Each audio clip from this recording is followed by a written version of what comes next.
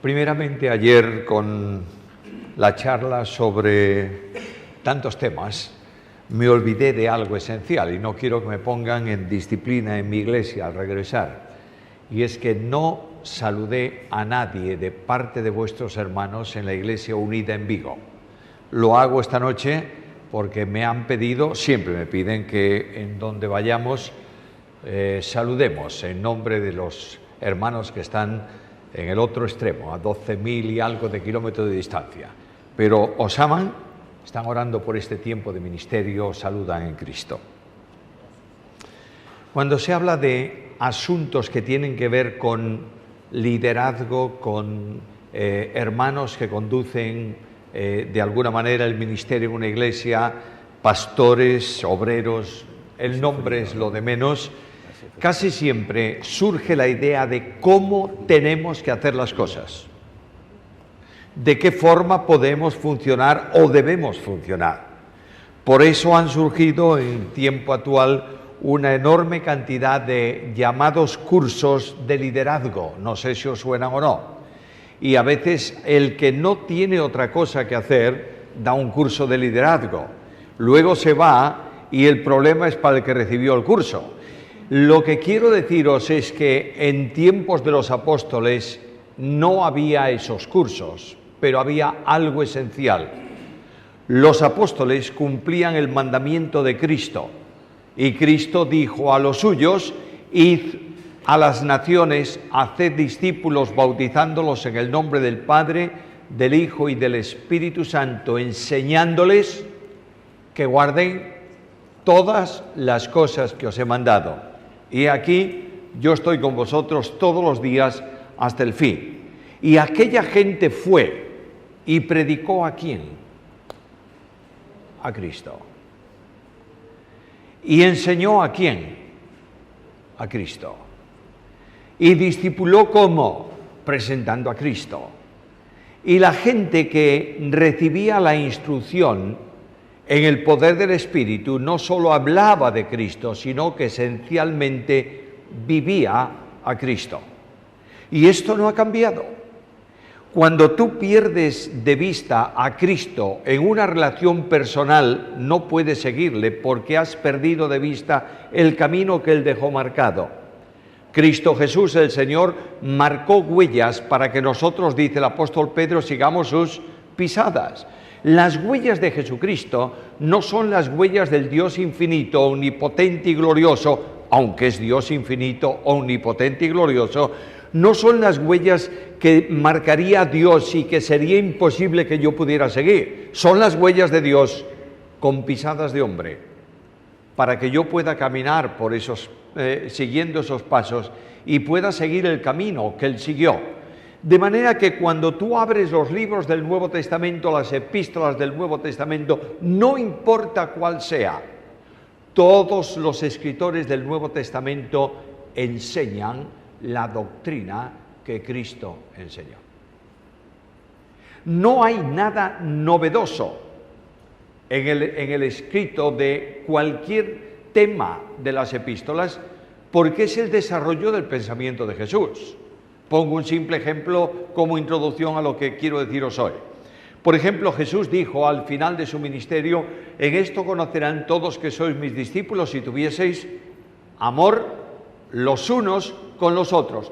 ¿Qué hace Pablo cuando escribe carta a los Corintios, primera carta, capítulo 13? Si yo tengo todo y no tengo amor, vengo a ser como metal que resuena o como címbalo que retiñe. Por tanto, lo que está haciendo Pablo es desarrollando el pensamiento de Jesús y diciendo a la Iglesia y a los líderes de la Iglesia: un ministerio que no descansa en el amor de Dios no es ministerio. Y esto es el desarrollo general de los temas. Y de pronto un día en la historia de Pablo tiene que escribir, bueno, el Espíritu le impulsa. Yo sé que todos conocéis bien la doctrina de la inspiración. El Espíritu le impulsa a escribir una carta con un propósito, lo decía ayer en uno de los temas que corrimos por la noche, con un propósito: gracias por la ofrenda que me mandasteis.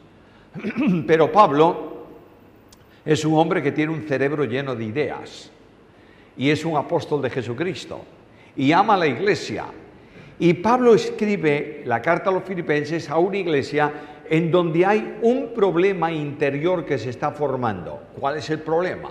El problema es sencillo. Hay dos mujeres en esa iglesia, Evodía y Síntique, y están peleadas. Bueno, qué cosa curiosa, mujeres que se pelean. No. Lo curioso es que a veces nos peleamos los hombres, y cuando nos peleamos los hombres somos 100 veces peores que la pelea de las mujeres. Pero hay dos mujeres peleándose en la iglesia. Bueno, ¿qué importancia tienen dos mujeres enfadadas en una iglesia? Mucha. Porque esas mujeres no son cualquier cosa en la iglesia en Filipos. Esas mujeres han sido colaboradoras de Pablo en la fundación de la iglesia. Y Pablo dice que son colaboradoras suyas al mismo nivel que Clemente y los demás colaboradores. Luego no eran personas cualquiera. La idea de que en la iglesia la mujer tiene simplemente que sentarse a escuchar, dar buenas tardes o buenas noches con mucha moderación y limpiar el suelo de la iglesia no está en el Nuevo Testamento. Y estas dos mujeres traen como consecuencia algo muy serio. ¿Qué es? Que un grupo de la iglesia dice la razón la tiene Síntique y el otro grupo que dice la razón la tiene Evodía. ¿Y qué ocurre? Que la congregación está dividiéndose. Y el apóstol Pablo va a hablar de este problema. ¿De qué manera? Yo estoy seguro, por lo que dice la epístola, que los líderes de la iglesia, los pastores en la iglesia, los maestros en la iglesia, hablaron largo y tendido con las dos. ¿Consiguieron algo? No. Probablemente les exhortaron, probablemente les reprendieron, probablemente, no sé, les llamaron poderosamente la atención. No cambiaron en nada. Pero Pablo da la solución, que sean las dos del mismo sentir en Cristo. ¿Cuál es el problema? ¿Cómo se resuelve el problema? Con la centralidad de Cristo. Y Pablo escribe una epístola en donde llama la atención, quiero decir que trata de resaltar, no está riñendo, trata de resaltar asuntos de vida cristiana. Pablo comienza la epístola diciendo quiero que el amor de Dios abunde más en vosotros. Pablo comienza la epístola hablando de comunión entre los creyentes y todo esto parece que es una cosa enormemente difícil. ¿Por qué Pablo escribe todo esto en el capítulo primero? Porque en el capítulo primero y versículo 21, y este es el texto de esta noche, el apóstol Pablo dice así: porque para mí el vivir es Cristo.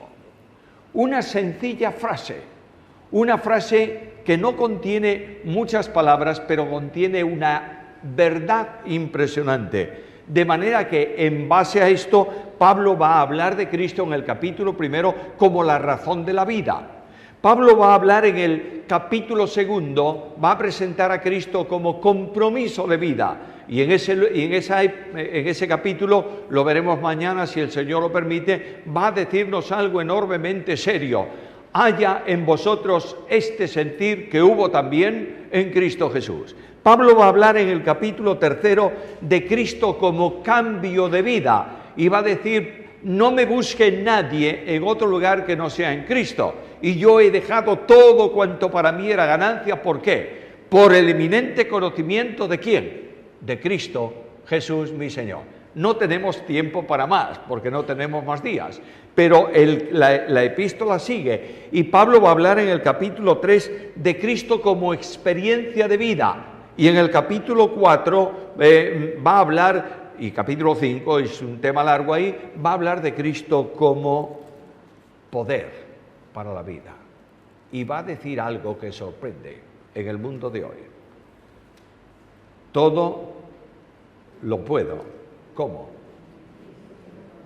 A veces estamos buscando el poder en el Espíritu Santo de Dios.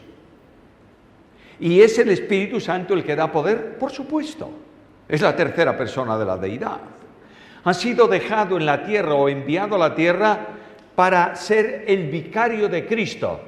Pero no hay ningún poder divino asimilable al creyente que no pase por el único mediador entre Dios y los hombres, que es Jesucristo hombre. Por eso Cristo dice, Él tomará de lo mío y os lo hará saber. El gozo que el Espíritu Santo produce no es el gozo producto de la tercera persona divina, es el gozo de Cristo. Luego el Espíritu Santo reproduce a Cristo en la vida del creyente. Y cuando el Espíritu Santo reproduce a Cristo en la vida del creyente, puedes decir, para mí, el vivir es Cristo. No podemos olvidar que Cristo, lo decía ayer, es uno de los grandes desconocidos de la Iglesia cristiana. Podemos definir a Cristo, hablar de Cristo, expresar las glorias de Cristo, estudiar sus dos naturalezas, todo cuanto tú quieres, pero Cristo no está para ser definido, está para ser vivido. Y la vida cristiana solo tiene consistencia cuando tú vives a Cristo. No sé lo que pasa en Argentina con la predicación del Evangelio, pero sé lo que pasa en España y lo que pasa en Europa. Hoy en día en Europa nadie quiere oír de Cristo. Nadie. Es que son muy católicos. Me decía el otro día un hermano con el que hablaba, que me decía, quiero ir a servir al Señor en España porque son muy católicos. ¿Muy católicos? ¿Qué va, hombre? No tienes ni idea. En España no es católico nadie. Bueno, sí, media docena en toda la nación. En España el problema es que es una sociedad absolutamente secularizada. Y cuando tú hablas de Cristo, la gente se ríe. Hay una vez, hace relativamente poco, no tampoco, pero es igual. Es que yo ya voy muy mayor y entonces se me pasa el tiempo rápido. Iba en el tren desde Vigo a La Coruña, me puse a trabajar ahí en mi asiento, bajé mi mesita y me puse a escribir y tal. Bueno, al lado mío se sentó, le tocó un hombre, venía conmigo ahí, y vio lo que yo estaba haciendo y me dice, ¿estás trabajando en un texto griego? Sí. ¿Y qué estás haciendo? Y le expliqué. Y me miró y me dijo, ¿pero alguien lee eso hoy? Yo le dije, bueno, alguno debe ser, porque la editorial está imprimiendo los libros y muy bien. Y yo le dije, a ver si puedo hablarle algo de Cristo. Y le dije, mire, no me interesa que la gente conozca aspectos específicos del griego del Nuevo Testamento o cosas de estas. Me interesan que conozcan al personaje nuclear de este escrito. Me dijo, ¿y quién es? Le dije, Cristo. Y me miró y me dijo, si vamos a hablar de Cristo, no hablamos más. Catedrático de Filosofía de la Universidad Central. Esta es la cuestión. Entonces, ¿cómo alcanzo yo a un pueblo así? ¿Cómo? Con un evangelio silencioso, que el apóstol Pedro llama o dice de esta manera: una mujer llevó a Cristo, a su marido, sin palabras, por su conducta. Luego aquella mujer hizo visible a Cristo y aquel hombre quedó tan impactado que fue a Cristo y lo recibió como Salvador personal. Estamos en el tiempo del evangelio silencioso. Pero para eso consiste esencialmente mi vida en vivir a Cristo. 3 cosas quiero mencionaros esta noche y quiero ser puntual. No quiero pasarme ni un minuto siquiera. Cuando yo leo esa frase, para mí el vivir es Cristo, encuentro 3 cosas. Primeramente, ¿qué es Cristo? En segundo lugar, ¿cuál es la consecuencia esencial de vivir a Cristo? Y en tercer lugar, ¿cuál es la responsabilidad personal de esta enseñanza que el apóstol presenta? Y para mí esto es capital para el liderazgo de la Iglesia, y capital para los que trabajan en algún ministerio, y capital para los obreros dedicados a pleno tiempo, y capital para los pastores de la Iglesia. Por tanto, es necesario que cada uno de nosotros sepamos qué es Cristo en esta epístola para Pablo. Y lo primero que encuentro es que Cristo es comunicador de vida. La vida cristiana, la vida nueva, la vida eterna, es el resultado de la comunión con Cristo. Por eso Pablo dice, para mí el vivir, la razón de la vida, la esencia de la vida es Cristo mismo. ¿Por qué Cristo es el comunicador de la vida único? Porque Juan me dice en su Evangelio, capítulo 1 y versículo 4, en él estaba la vida. Cuando predico el Evangelio, anuncio en el nombre de Cristo que todo aquel que crea en Cristo recibe ¿qué tipo de vida? Vida eterna. ¿Has pensado bien en eso? ¿Tienes tu vida eterna? Es enormemente complejo entender que el hombre, el único ser que tiene vida eterna es Dios. Porque es el único ser que no tiene tiempo. Cuando yo tengo una vida que comienza y no termina, no es eterna, es perpetua. Pero Dios tiene una vida que nunca comenzó y nunca termina, y eso es eterno. Eterno es ausencia absoluta de tiempo. Ninguno de nosotros somos eternos, ni los ángeles. Por tanto, el único que tiene vida eterna, ¿quién es? Dios. Esta vida eterna de Dios se sustenta en dos grandes pilares. Por un lado está la esencia. Algunos la definen de otra manera, pero para no armar mucho lío en definiciones, la esencia divina. Y por otro lado está la naturaleza. La vida esencial o la esencia divina es incomunicable. Dios es omnipotente, es omnipresente, es omnisciente. ¿Puede serlo tú? No, esto es incomunicable. Es una vida privativa de Dios, nadie más que Él puede tenerla. Pero la vida de la naturaleza divina son perfecciones de vida que existen en Dios en grado infinito y que las comunica al hombre en grado limitado. Por ejemplo, ¿Dios es amor? Sí. ¿Infinito o limitado? Infinito. Pero ¿qué dice Pablo en Romanos 5:5? Pero este amor de Dios se ha derramado en nuestros corazones por el Espíritu Santo que nos fue dado. Luego, yo no puedo alcanzar la dimensión, pero tengo que amar con la misma naturaleza de amor. Estoy explicándome bien, ¿verdad? Es decir, cuando Dios dice al marido, marido, ama a tu esposa, ¿qué dice a continuación? Así como Cristo, y no termina ahí, dice algo más. Como Cristo amó a la iglesia y se entregó a sí mismo por ella. ¿Te das cuenta que el amor que pide al marido para su esposa es imposible para el hombre? Pero es posible para Dios. Por tanto, una persona que vive en el Espíritu de Dios y reproduce ese Espíritu a Cristo, ama a la esposa no por lo que la esposa le da o lo que la esposa hace por él. La ama por necesidad de amar. Porque Dios necesita amar porque es amor. Y si no ama, se está negando a sí mismo. ¿Puede? No. Ahora, esta vida eterna de Dios está en las personas divinas, ¿verdad? El Padre tiene vida eterna, por supuesto, y el Hijo lo mismo, y el Espíritu Santo también. Yo recibo la vida eterna cuando el Espíritu de Dios me coloca en Cristo, no cuando estoy cerca de Cristo. Tú puedes estar muy, muy, muy cerca de Cristo, te vas al infierno. Solo eres salvo cuando estás en Cristo. Y esto es algo necesario porque cuando el Espíritu me toma a mí, muerto en delitos y pecados, y me coloca en Cristo, la vida eterna de Dios por Jesucristo es mi vida personal.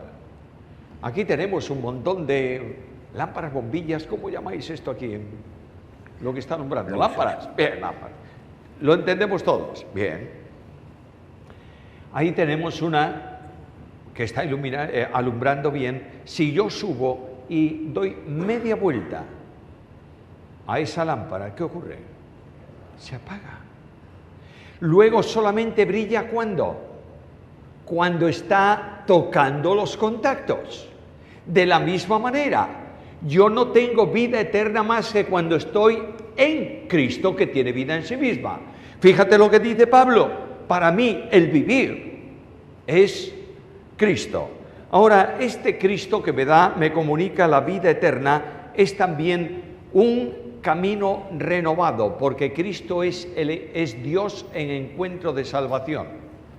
El Dios de la Biblia determinó salvar al hombre ¿cuándo? ¿Cuando pecó o cuando supo que iba a pecar o cuándo?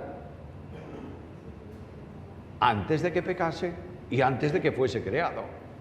El apóstol Pablo lo dice con toda claridad: quien nos salvó y llamó con llamamiento santo, no conforme a nuestras obras, sino según su propósito y la gracia que nos fue dada en Cristo Jesús. ¿Cuándo? Antes de los tiempos de los siglos, es decir, antes de que el tiempo se midiera. Y esto es un hebraísmo que significa antes de la creación, Dios determinó salvar. La salvación, dice la Biblia, es de Dios. Por tanto, el Dios de la Biblia, que determina salvar, la hace posible en el tiempo histórico de los hombres. Y Pablo dice en Gálatas 4:4 que cuando vino el cumplimiento del tiempo, Dios envió a su Hijo, nacido de mujer, nacido bajo la ley. ¿Para qué? Para que redimiese a los que estábamos bajo la ley, a fin de que recibiésemos la adopción de hijos. No fue antes ni después, en el cumplimiento del tiempo. Y en ese cumplimiento del tiempo Dios envió a su Hijo. Si quieres oírlo de otra manera, ¿para qué voy a explicarlo si tengo la Biblia que lo dice? Carta primera de Pedro, capítulo 1, versículos 18 al 20, ¿qué dice? Sabiendo que habéis sido rescatados de vuestra vana manera de vivir, la cual recibisteis de vuestros padres, no con cosas corruptibles como oro o plata, sino con la sangre preciosa de Cristo, como de un cordero, sin mancha y sin contaminación, ya destinado. El verbo en el griego es predestinar. Ya predestinado desde antes de ¿cuándo? De la fundación del mundo. Luego, cuando Dios determina salvar, establece quién, cómo y cuándo. Dios determina salvar.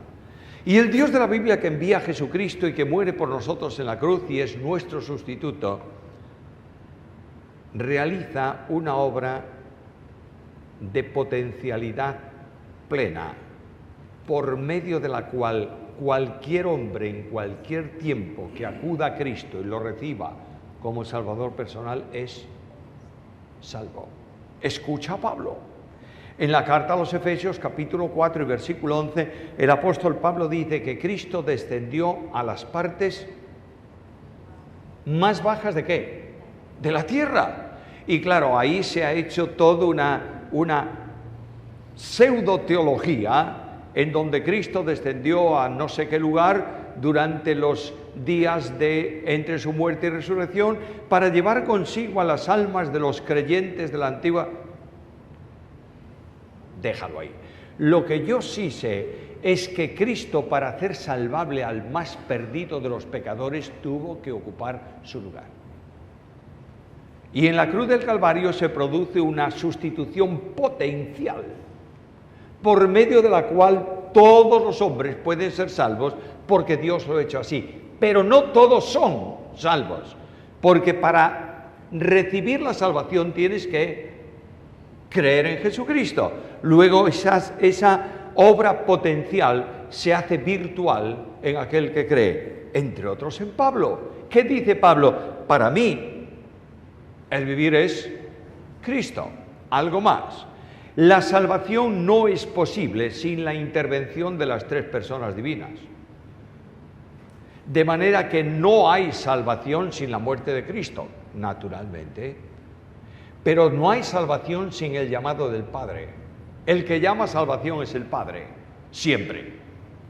Alguien me podrá decir esta noche, no, yo tengo un texto que quien llama salvación es el Hijo.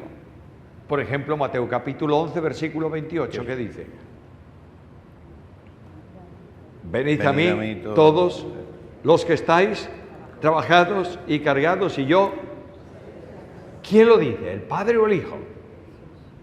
Entonces, ¿en qué quedamos? ¿Es el Padre o es el Hijo? Bueno, cuando tú estudias la obra de Jesucristo y la vida de Cristo, lees esto. Yo no hablo nada de mí mismo. Lo que yo hablo, lo he oído ¿de quién? De mi Padre. Y como el Padre llama a salvación y conduce a los pecadores a Cristo, ¿qué dice Cristo? Venid a mí. Ahí tienes la operación de salvación. Y cuando tú vas, Jesucristo garantiza, el que a mí viene, no le echo fuera. Y el Espíritu Santo regenera a esa persona y hace posible que esa persona, mediante el regalo de Dios, crea en Jesucristo. Porque la fe que salva no es la que está aquí, es la que está aquí. Porque con el corazón se cree para justicia. De manera que cuando Dios pide a una persona que entregue su vida a Cristo, le está pidiendo la entrega absoluta de Él. Y esto solo es posible con la asistencia del Espíritu Santo que te capacita para esa acción. Ahora bien, cuando tú crees, Dios te posiciona en Cristo. Y notad que dice que yo soy la puerta, el que por mí entrare será salvo. Tú accedes a la puerta y entras en el camino. Y el camino es nuevo y vivo. Es decir, te conduce inexcusable, inexorablemente a la presencia de Dios, a la gloria eterna, que es el proyecto de salvación de Dios. Dios cuida que sus ovejas en ese camino nunca se pierdan. Y la grandeza de la salvación de la que Pablo habla aquí es una seguridad absoluta de salvación. A veces pensamos que por algunos textos bíblicos tomados fuera de contexto podemos perder la salvación. Lo que pierdes es la alegría, el gozo de la salvación, pero no pierdes la salvación. Y no pierdes la salvación porque el Padre trabaja para que no caigas de la gracia. Lo dice Judas 1, no tiene más que uno. Judas versículo 15. Y el Hijo trabaja para resucitar a todos los que el Padre le da y que no pierda nada. Y el Espíritu Santo sella a cada creyente como propiedad de Dios. Si las tres personas divinas actúan para que el que cree se mantenga en esa línea, nadie puede perder su salvación. Pablo dice, para mí el vivir es Cristo. Pero Pablo define en ese capítulo también a Cristo como modo de vida. Y es interesante y necesario que lo tengamos claro. ¿Y por qué? Porque trae una consecuencia capital en mi vida. Cuando yo he creído en Cristo, recibí libertad.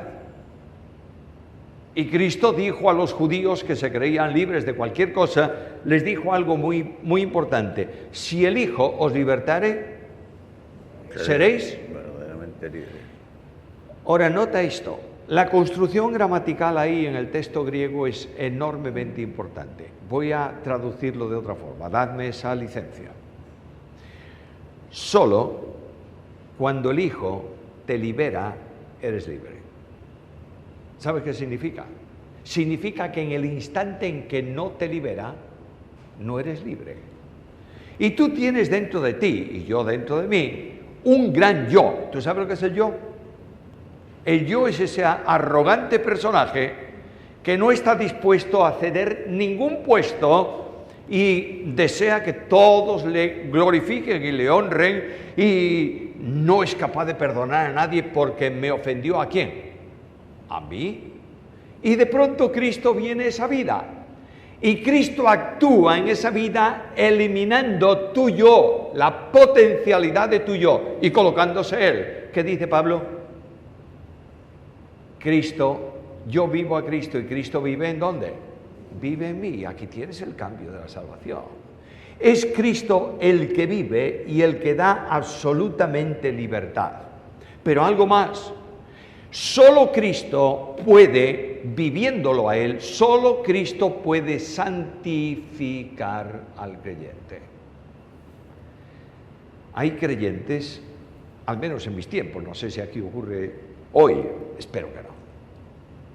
En mis tiempos había muchos que se salvaban por fe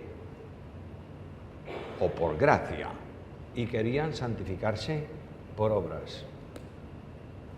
Y eso es muy complicado. Y entonces yo tenía en el bolsillo de mi saco, mi bolsillo derecho, una lista de nos. No puedo hacer esto, no puedo hacer esto, no puedo hacer esto, no puedo hacer esto. Y si no hacía eso, era un buen chico. Y si lo hacía, pues no era demasiado bueno. Esto trae un problema. Yo puedo hacer todo lo que me parezca y cumplir todas las normas, que si no amo a mi hermano no soy santo. Y puedo practicar sacrificarme y quemarme vivo, que si no amo no tengo ningún valor. La santidad no son cosas, es vivir a Cristo. ¿Quién es santo? Cristo. ¿Cómo puedo ser santo? Viviendo a Cristo. Y cuando tú llegas a esta comprensión, dejas de establecer normas y das libertad, no para pecar, El pecado, por pequeño que sea, es una ofensa a Dios. El pecado más pequeño que yo haya cometido en el día de hoy, la falta más menuda, ha costado la sangre del Hijo de Dios. No tiene poca importancia el pecado. Y cuando en una iglesia se transige el pecado de alguna manera, no se está cumpliendo la Biblia. No puedo, bajo ningún concepto, permitir o decir que eso no tiene importancia. Tiene importancia. Pero yo no quiero gravar al pueblo de Dios con cargas insoportables. ¿Me está siguiendo? Es decir, tiene que ser libre y tiene que darse cuenta él de que el único camino de santidad es vivir a Cristo. ¿Por qué?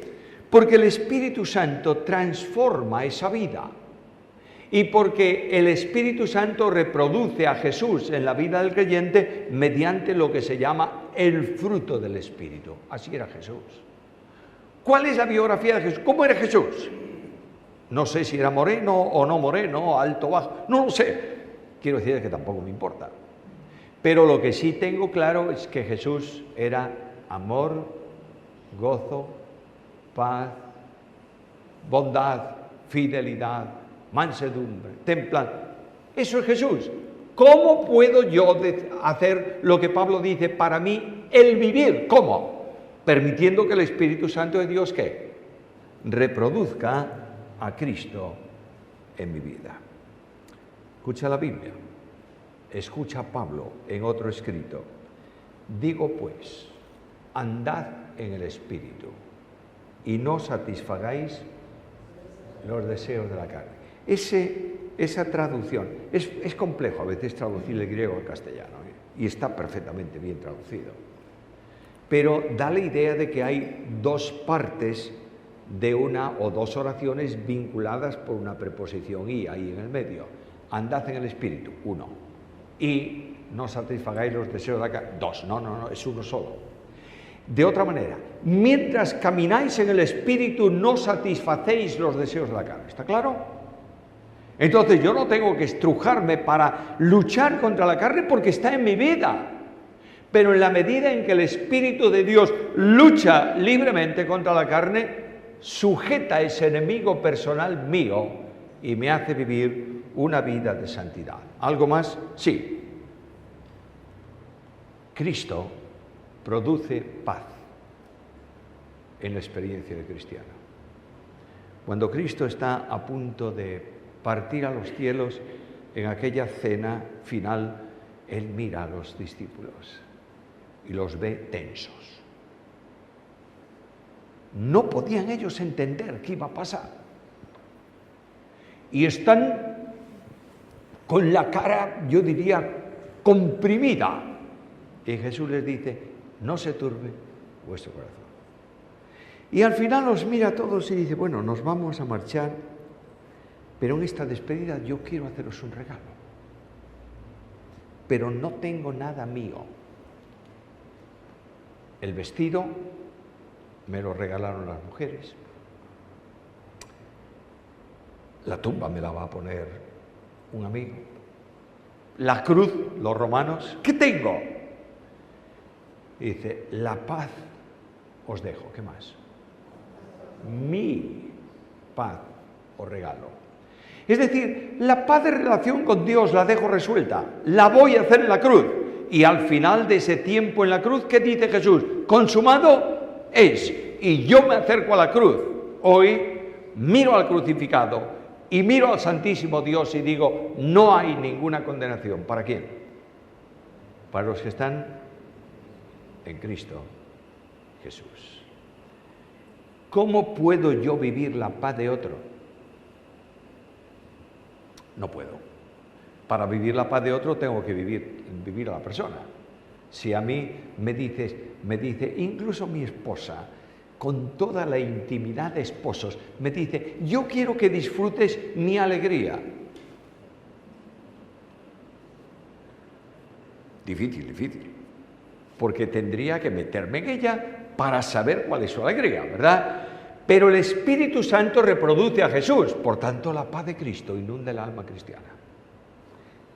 Mira lo que Pablo va a decir sobre la unidad de la Iglesia en otro de sus escritos, solícitos en guardar ¿qué cosa?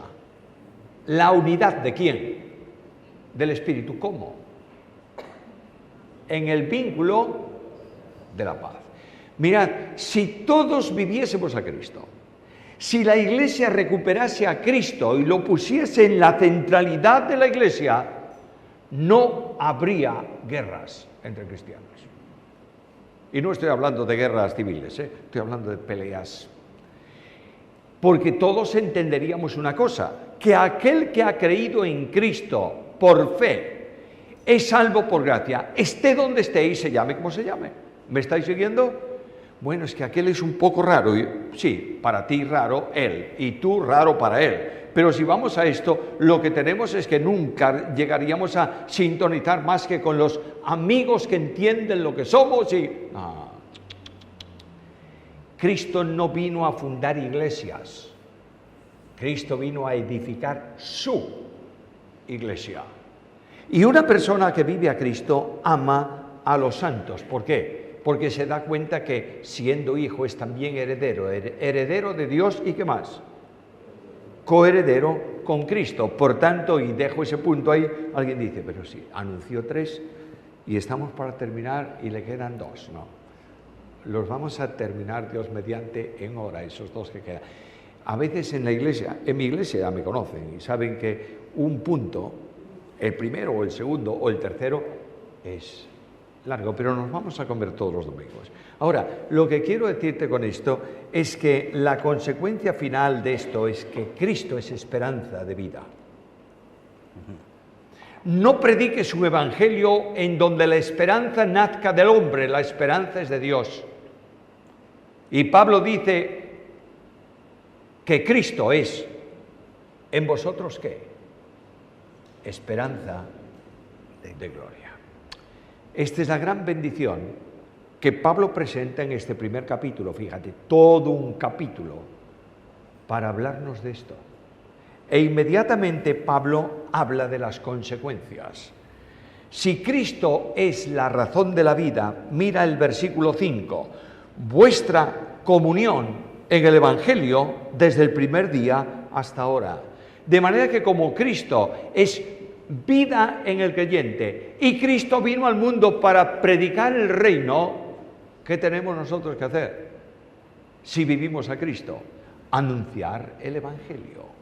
La predicación del Evangelio es manifestar el ministerio de Cristo, uno de los ministerios de Jesús. Cristo vino con 3 objetivos esenciales al mundo. Primero, revelar al Padre. Nadie puede conocer al invisible, pero Cristo lo hace visible, ¿verdad? Segundo, viene para predicar el Evangelio y decir el reino de los cielos se ha acercado. Y vino para salvar a los pecadores. El oficio de salvación no puede reproducirse en el creyente, pero el oficio de testimonio y de evangelización sí. Y Cristo dijo a su Padre, como tú me enviaste al mundo, así yo, no dice los envío, dice, los he enviado. En todas las otras 9 cosas que Cristo quiere para la Iglesia, dialoga con su Padre y dice esto y aquello y lo de más allá, como si fuesen a tomar una decisión conjunta. Es para que me entendáis lo que quiero decir. Pero en cuanto a misión en la tierra, Cristo dice, yo ya lo hice, ya los he enviado. De manera que no me queda más opción que predicar el Evangelio. Y la comunión entre los creyentes es la expresión natural de la vida eterna. ¿Por qué? Porque la vida tuya y la mía es la misma, ¿o no es la misma? Entonces, si los dos vivimos la misma vida, no hay duda que tenemos que tener comunión los unos con los otros. Y es más, Juan dice que la comunión horizontal es una consecuencia de la vertical. Nuestra comunión, la nuestra, es verdaderamente con el Padre. ¿Y con quién? Con su Hijo Jesucristo. Por tanto, tiene que haber comunión porque hay la misma vida. Mira, yo tengo no sé cuántos huesos, unos cuantos. Resulta que yo le digo a mi mano derecha, levanta el papel. La izquierda no dice, ¿por qué no me lo manda a mí? Y le digo a la izquierda, ahora tú. Y la derecha dice, bueno. ¿Por qué? Porque mis manos están siendo controladas por mi cerebro. Tú y yo somos miembros en un cuerpo. ¿Qué cuerpo? El cuerpo de Cristo. ¿Quién es la cabeza de ese cuerpo? Cristo. Por tanto, en la medida en que tú y yo estamos conectados espiritualmente a Cristo, nuestro sentir, nuestro funcionar, nuestra actuación es la propia de la cabeza, que es Cristo mismo. Cristo es modo de vida. Mira por favor el versículo 13 y 14. De tal manera que mis prisiones se han hecho patentes en Cristo, en todo el pretorio y a todos los demás, y la mayoría de los hermanos, cobrando ánimo en el Señor con mis prisiones, se atreven mucho más a hablar la palabra sin temor. Cristo es el núcleo de la vida en las pruebas y en el sufrimiento. Yo cuando oigo un evangelio, yo le digo el evangelio light. ¿Sabéis lo que es light? Coca-Cola light. Es peor que la Coca-Cola, pero se llama light. Esto, tengo un problema. Yo con mi esposa, voy a ir contando cosas para ver si las reprendéis. Tengo un problema con mi esposa. Me compra para, de vez en cuando, en el desayuno poner un poco de mantequilla al pan. Mantequilla light. ¿Y qué es la mantequilla light? Un día me trae mantequilla light. A ver, déjame. Mantequilla sin grasa. ¿Cómo va a ser la mantequilla sin grasa? Si la mantequilla o la manteca es precisamente la grasa de la leche. No me vengas con historia. Yo le digo, mira, no me des mantequilla, pero no me des mantequilla light. Quiero mantequilla, que bien sólida, que sepa mantequilla. Nosotros a veces predicamos un evangelio light. Cree en Cristo y serás feliz. ¿Cómo? Bueno, tendré que explicar qué es eso de feliz. Porque el pobre hombre cree en Cristo y llega a su casa, un problema. Y al otro día, otro peor. Y llega a su trabajo y sus amigotes del día anterior que decían cosas, él dice, no puedo hablar de esa manera. Y dice, este está loco. Ese es el cristiano. Y las pruebas en la vida del cristiano forman parte de la esencia de la vida cristiana. Y las dificultades vienen porque Cristo dijo, en el mundo tendréis ¿qué? Aflicción. Pero en medio de la prueba, en medio de las dificultades, en la cárcel, Pablo dice, todo lo puedo ¿en quién? En Cristo que me fortalece. Y ahí tienes el secreto de las pruebas. Otra consecuencia, la consecuencia con la esperanza. ¿Quieres ver el versículo 27? Solamente que os comportéis como es digno del Evangelio de Cristo, para que sea que vaya a veros o que esté ausente, oiga de vosotros que estáis firmes en un mismo espíritu, combatiendo unánimes por la fe del Evangelio, en nada intimidados, etcétera, etcétera, etcétera, etcétera. Es decir, las pruebas, las dificultades producen una esperanza en la medida en que nosotros vivamos ¿a quién? A Cristo. Mira el versículo 21, no hace falta que yo corra por ese capítulo, porque para mí el vivir es Cristo y el morir. Sabéis que una vez un hombre, esto es historia auténtica, en Barcelona, hay un hospital evangélico y el director del hospital, el doctor Urrutia, un día en su iglesia tenía un hermano que le decía: yo quiero que me lleves contigo el domingo a predicar al hospital. Otro domingo, y ya estaba el doctor Urrutia de este hombre, no sabes cómo. Y le dice: bueno, te voy a llevar el domingo conmigo. Pero mira, como ya hay un servicio en el hospital, etcétera, etcétera, te doy 3 minutos para que hables a los que están en la zona de recuperación, en la zona de enfermos graves. Y este hombre fue a la zona. ¿Y qué leyó? Filipenses 1:21. Porque para mí el vivir es Cristo y el morir ganancia. Y claro, le dice a los que están con una pata aquí, otra pata allá, le dice: morir es ganancia. Y claro, el doctor Urrutia le dijo: mira, ya entiendo por qué nadie te ha traído nunca y yo tampoco te voy a traer. Bueno, ¿es verdad que el morir es ganancia? Sí, porque vamos a estar en relación perpetua con Jesús. Pero mientras estamos aquí, Cristo es esperanza de gloria. ¿Entiendes? Por último, ¿cuál es mi responsabilidad en todo esto? ¡Qué fantástico!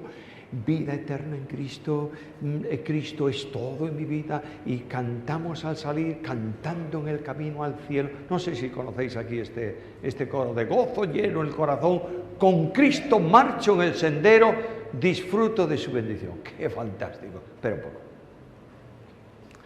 porque hay unas responsabilidades. Versículo 12. ¿Tú crees que Cristo es la razón de tu vida o no? ¿Lo crees? Mira, versículo 12. Quiero que sepáis, hermanos, que las cosas que me han sucedido han redundado para progreso del Evangelio. Perdonadme, pero tengo mal esa cita.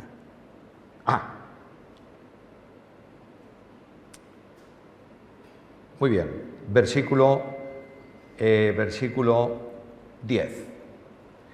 Para que aprobéis lo mejor, a fin de que seáis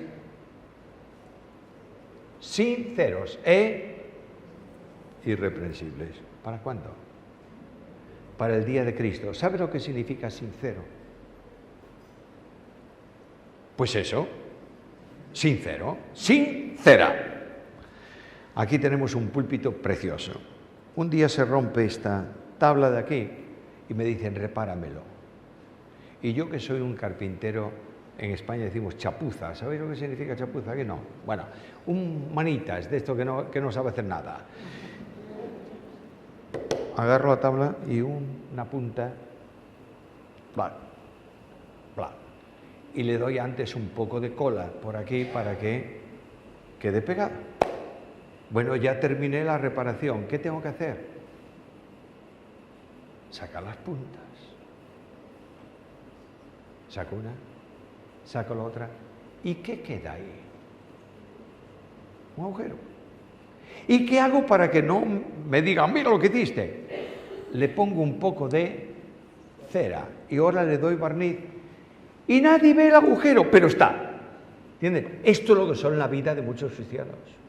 Un agujero espiritual, pero el agujero está, pero lo ha cubierto con cera. La cera de la apariencia. Piedad aparente. Muchos participarán de la piedad aparente, pero niegan la eficacia de ella. Creyentes súper santos, sentados en los bancos de la iglesia con cabeza inclinada y ropa de uniforme oficial. Y dentro un corazón con agujeros por el pecado. Segunda cosa, que seáis sinceros e Esta palabra irreprensible tiene que ver con otra cosa: sencillez. Sencillo es algo igual por las dos caras. Papel que lo ves por un lado y es igual que por el otro. Yo tengo 7 nietos. Cuando estos nietos, que eran Claro, a medida que pasan los años ya no van a hacer esto, pero cuando eran pequeños y venían a mi casa, ¿sabéis dónde querían jugar mis nietos? Tenían toda la casa para ellos. ¿Dónde querían jugar? En el despacho, en la oficina del abuelo. Entonces venían todos y me decían, abuelo, ¿podemos jugar un poco aquí? ¿Sabe lo que significa? Abuelo, levántate y sal, que necesitamos el sitio. Bueno, ¿podemos hacer una casita? ¿Cómo no? Sacaban los asientos de un sofá, los ponían en cuadros, se metían debajo la casita. Entonces yo cuando tenía que abandonar mis dominios, les llamaba y les decía, podéis hacer todo lo que os parezca, menos tocar el papel que hay en la impresora. Aquí hay una caja de papel, usado por un lado, limpio por el otro, hay todo lo que quiera. Un día la más pequeña de ellos se sentó ¿dónde? En mi sillón. Lo arrimó a la mesa, echó mano a la impresora y sacó un papel. Lo puso, un muñeco. Otro papel, otro muñeco. Y al cabo de un rato, el mayor de los piratas le dijo, ¡ay, cuando te vea el abuelo! ¿Qué hizo ella? Puso las hojitas todas, le dio la vuelta, las metió en la impresora. Al otro día yo doy al botón de la impresora, un muñeco, otro muñeco. Digo, ¿pero qué es esto? Eso es lo que Pablo dice que no debo ser. Una cosa por un lado y otra cosa por el otro. Irreprensibles. ¿Para cuándo? Para el día de Cristo. Hermanos, yo pido al Señor que su Espíritu ponga en mi vida esta necesidad. Yo quiero salir hoy de este lugar y acostarme esta noche, si el Señor permite, diciendo desde el profundo de mi alma, para mí, el vivir es Cristo. Que Dios lo haga también en la vida de cada uno de vosotros. Amén.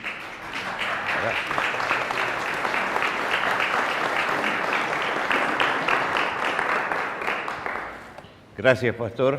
Gracias, muchas gracias. Nos vamos a poner de pie para la oración final. Vamos a pedirle al Señor que grabe esto que escuchamos.